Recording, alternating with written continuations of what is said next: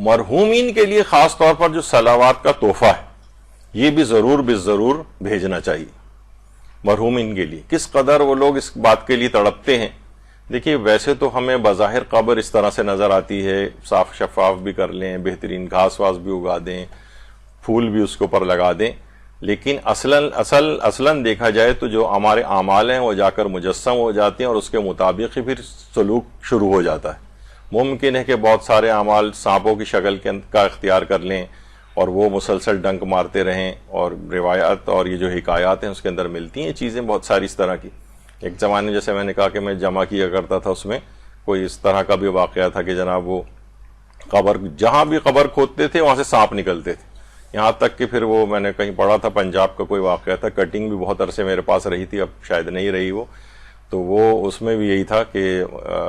ماں باپ کا کوئی بہت زیادہ نافرمان تھا, یعنی جب معلوم کیا گیا بھائی ایسا کیا ہے, جس جگہ کھودتے ہیں جو قبر کھودتے ہیں سانپوں سے بھری ہوئی نکلتی, یہاں تک کہ بہرحال کسی قبر میں پھر دفن کر ہی دیا گیا تھا اس کو. تو بہرحال یہ سب چیزیں وہاں پر یہ جو ہیں عبادات ساری ہمیں جو ہے وہ کام آئیں گی. جب بھی کہا جاتا ہے کہ قبر یا تو جنت کے باغوں میں سے ایک باغ ہے, روضۃ من ریاض الجنہ ہے, یا پھر جہنم کے گڑھوں کے اندر سے ایک گڑھا ہے, حفرۃ من حفر النیران, یہ امام نے فرمایا. چوتھے امام کی روایت ہے, امام زین العابدین علیہ الصلوۃ والسلام کی.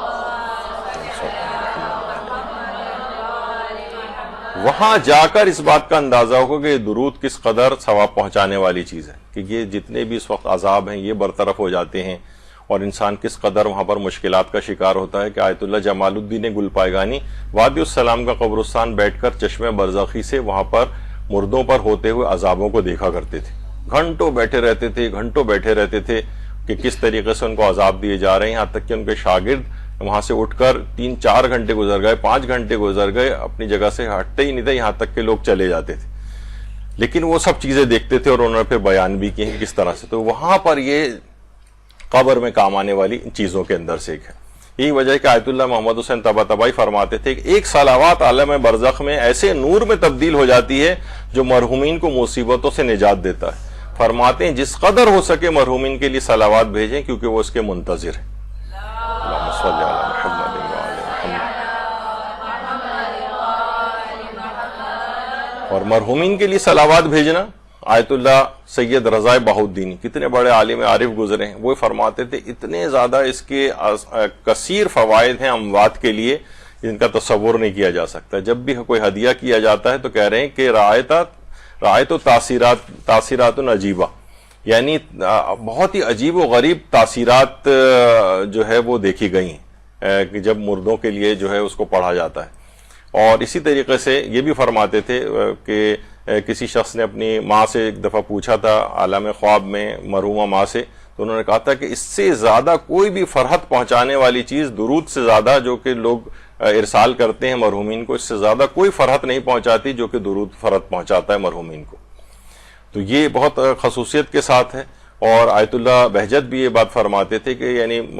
کہا کرتے تھے کہ صلوات واقعتاً جو بھیجتے ہیں اور میت کو ہدیہ کرتے ہیں, خدا ہی جانتا ہے کہ وہ کیا معنویت اور کیا صورت اختیار کرتی ہے ان کے لیے. صرف فقط ایک صلوات بھی یعنی ایسے ان کے کام وہ کر دے گی.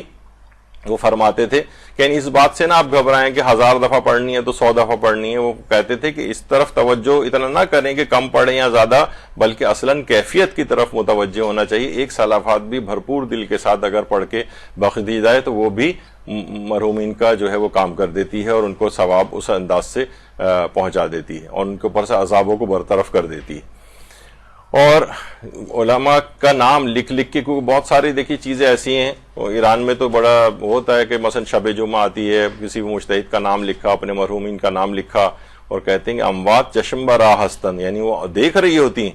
کہ پھر نیچے لکھتے ہیں برائے شادی تمام اموات و شہداء فاتحہ با ہمراہ صلوات قرات فرمائد. وہ یعنی لکھا جاتا ہے تاکہ لوگوں کو احساس رہے کہ ان شب جمعہ کو ان بزرگوں کے لیے, ان علماء کے لیے, شہداء کے لیے, اپنے مرحومین کے لیے صلوات کم سے کم ایک صلوات ہی کیوں نہ ہو, ایک صلوات, زیادہ بھی صلوات یعنی کہ آدمی سوچے کہ بھائی اتنا ہر وقت لے کے کون عملیات بیٹھا رہے. فقط ایک صلوات بھی پڑھ کر اگر ہدیہ کر دی جائے ان اموات کی شادمانی کے لیے اور ان کے عذابوں کو برطرف کرنے کے لیے تو وہ بھی بہت کافی ہوتی ہے.